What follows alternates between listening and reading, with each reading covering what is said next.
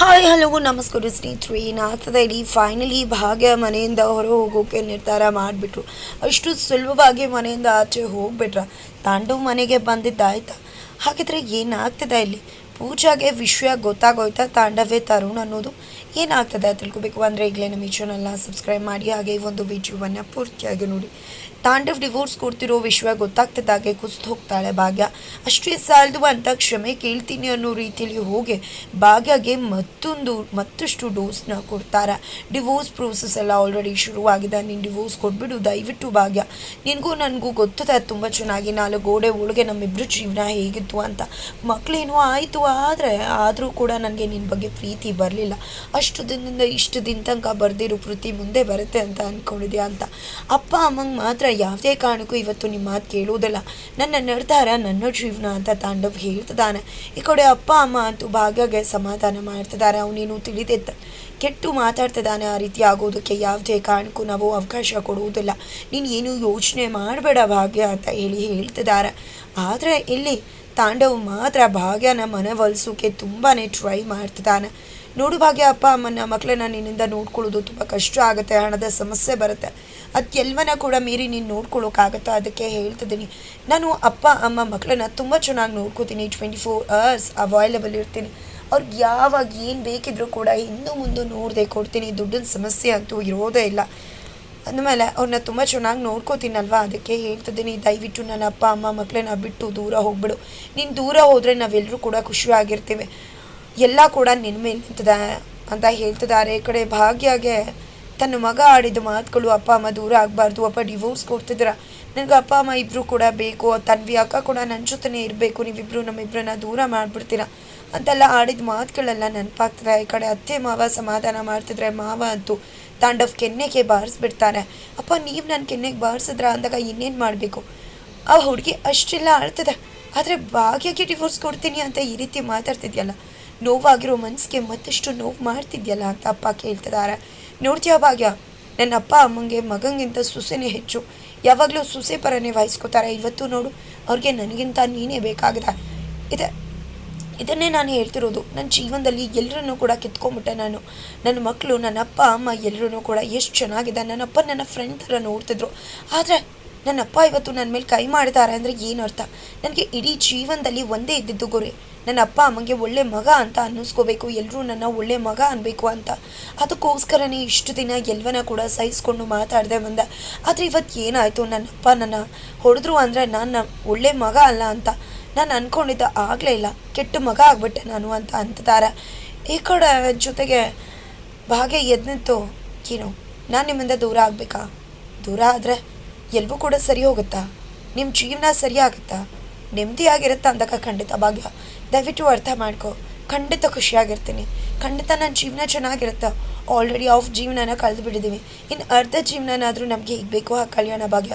ನೀನೇನು ಯೋಚನೆ ಮಾಡಬೇಡ ಭಾಗ್ಯ, ನಿನಗೆ ಹಣದ ಅವಶ್ಯಕತೆ ಇದ್ದರೆ ಖಂಡಿತ ನಾನು ಅದು ಎಲ್ಲವನ್ನ ಕೂಡ ಪೂರೈಸ್ತೀನಿ ಅಂತ ಹೇಳ್ತಿದ್ದಾರೆ. ಏನು ಮಾತಾಡ್ತಿದ್ಯಾ ತಂದ ಹುಚ್ಚಿನ ಥರ ಮಾತಾಡ್ತಿದ್ಯಲ್ಲ, ತಲೆ ಕೆಟ್ಟಿದೆ ನಿನಗೆ ಭಾಗ್ಯ. ನಿನಗೇನಾಗಿದೆ, ಅವ್ನಿಗೇನೋ ತಲೆ ಕೆಟ್ಟಿದೆ ಅಂದರೆ ನಿನಗೂ ಕೂಡ ತಲೆ ಕೆಟ್ಟಿದ್ಯಾ? ಯಾವುದೇ ಕಾರಣಕ್ಕೂ ನಿನ್ನ ನಾವಿಲ್ಲಿ ಬಿಡೋದಿಲ್ಲ, ಬಾ ನಮ್ಮ ಜೊತೆ ಮನೆಗೆ ಹೋಗೋಣ ಅಂತ ಹೇಳ್ತಿದ್ದಾರೆ. ಇರಿ ಅತ್ತ, ಯಾವುದೂ ಕೂಡ ಒತ್ತಾಯದಿಂದ ಆಗೋದಿಲ್ಲ, ಒತ್ತಾಯದಿಂದ ಸಂಬಂಧಗಳು ನಿಲ್ಲೋದಿಲ್ಲ ಅಂತ ಹೇಳ್ತಾರೆ.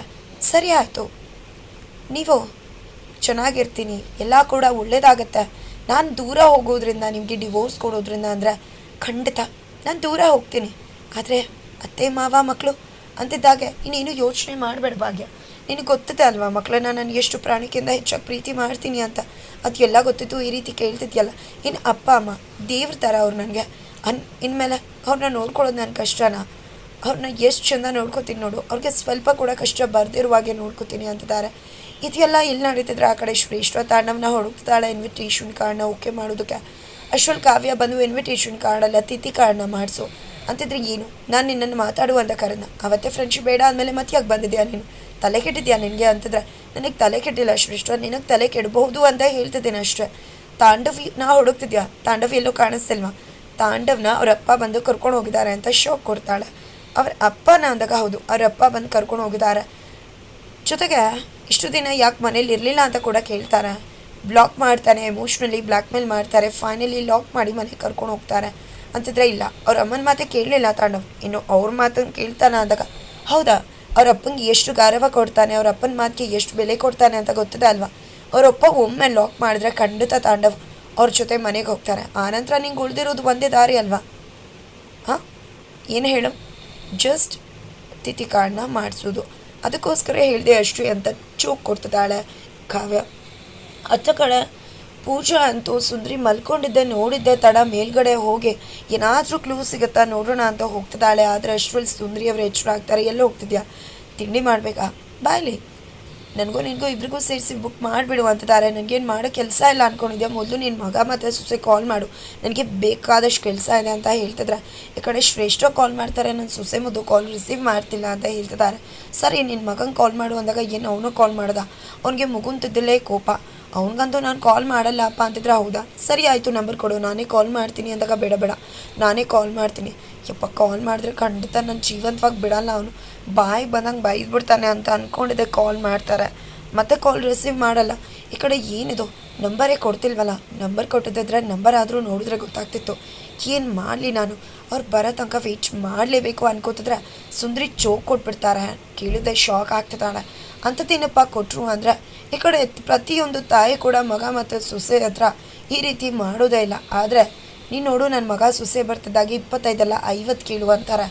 50 ಯಾಕೆ ಅಂದಾಗ 25 ನಿನಗೆ 25 ನನಗೆ 50-50 ಅಂತಾರೆ. ಏನೋ ಮಗನ ಹತ್ರನ ನಿಜ ಹೇಳು, ನೀನು ಅಂತಿದ್ದಾಗ ಏನಪ್ಪ ಇದು ನಾನು ನಿಜಾನೇ ಹೇಳ್ತಿರೋದು, ಕೇಳಿದರೆ ಕೊಡಲ್ಲ, ಅದಕ್ಕೆ ಈ ಮುಖಾಂತರ ನಾನು ಕಿತ್ಕೊಳ್ಳೋಣ ಅಂತ ಹೇಳ್ತಿದ್ದಾರೆ. ಆದರೆ ಸುಂದರಿ ವರ್ತನೆ ಪೂಜಾಗೆ ಅನುಮಾನ ತರಿಸ್ತಿದೆ. ಬಟ್ ಇನ್ನೂ ಕೂಡ ಶ್ರೇಷ್ಠ ಆಗಲಿ ತಾಂಡವಾಗಲಿ ಬಂದಿಲ್ಲ, ಕ್ಲೂ ಸಿಗದೆ ಹೋಗಲ್ಲ ಅಂತ ಪೂಜಾ ಕೂಡ ಕೂತ್ಕೊಂಡಿದ್ದಾಳೆ.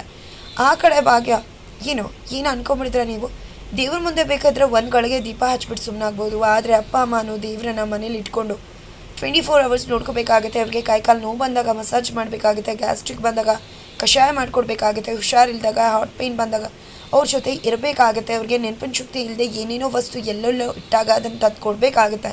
ಮಕ್ಕಳು ಹುಷಾರು ತಪ್ಪಿದಾಗ ಅವ್ರ ಜೋಪಾನವಾಗಿ ನೋಡ್ಕೋಬೇಕಾಗುತ್ತೆ. ಇಷ್ಟೆಲ್ಲ ಯಾವತ್ತು ಮಾಡಿದ್ರೆ ನೀವು, ಒಂದೇ ಒಂದು ಬಾರಿ ತಿಳಿಸಿ ಅಂದಾಗ ಏನು ಆಡ್ಕೋತಾ ಇದೆಯಾ, ನನ್ನಿಂದ ಆಗಲ್ಲ ಅಂತ. ನಾನು ಕೂಡ ಮಾಡ್ತಿದ್ದೆ, ಆದರೆ ನೀನೇ ಎಲ್ಲದಕ್ಕೂ ಮುಂದೆ ಬಂದು ನಿಂತ್ಕೋತಿದ್ಯಲ್ಲ, ಅದಕ್ಕಷ್ಟೇ ಮಾಡೋಕ್ಕಾಗ್ತಿರ್ಲಿಲ್ಲ, ನೀನು ನನ್ನ ಬಿಡ್ತಿರ್ಲಿಲ್ಲ ಅಂತ ಹೇಳ್ತಾರೆ.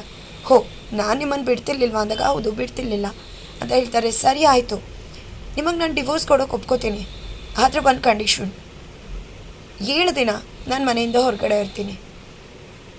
7 ದಿನ ಅಪ್ಪ ಅಮ್ಮ ಮಕ್ಕಳನ್ನ ಹೇಗೆ ನೋಡ್ಕೋತೀರಾ ಅನ್ನೋದ್ರ ಮೇಲೆ ನಿಮ್ಮ ಡಿವೋರ್ಸ್ನ ನಿರ್ಧಾರ ಮಾಡ್ತೀನಿ. ನೀವು ಸರಿಯಾಗಿ ನೋಡ್ಕೊಂಡ್ರಿ ಅನ್ನೋದಾದರೆ 8ನೇ ದಿನ ನಿಮ್ಮ ಡಿವೋರ್ಸ್ ಪೇಪರ್ಗೆ ಸಿಗ್ನೇಚರ್ ಹಾಕ್ತೀನಿ ಅಂತ ಹೇಳ್ತಾಳೆ. ಆದರೆ ಮತ್ತೊಂದು ಕಂಡೀಷನ್ ಇದೆ, ನಾನು ಮನೆಯಿಂದ ಆಚೆ ಹೋಗೋಕ್ಕೂ ಮುನ್ನ ನೀವು ಮನೆಗೆ ಬರಬೇಕು ಅಂತ ಹೇಳ್ತಾಳೆ. ಖಂಡಿತ ಬರ್ತೀನಿ ಅಂತ ಎಂಟ್ರಿ ಕೊಡ್ತಾರೆ. ಫೈನಲಿ ಮನೆಯಲ್ಲಿ ದೊಡ್ಡ ಹಂಗಾಮನೆ ನಡೆಯೋದು.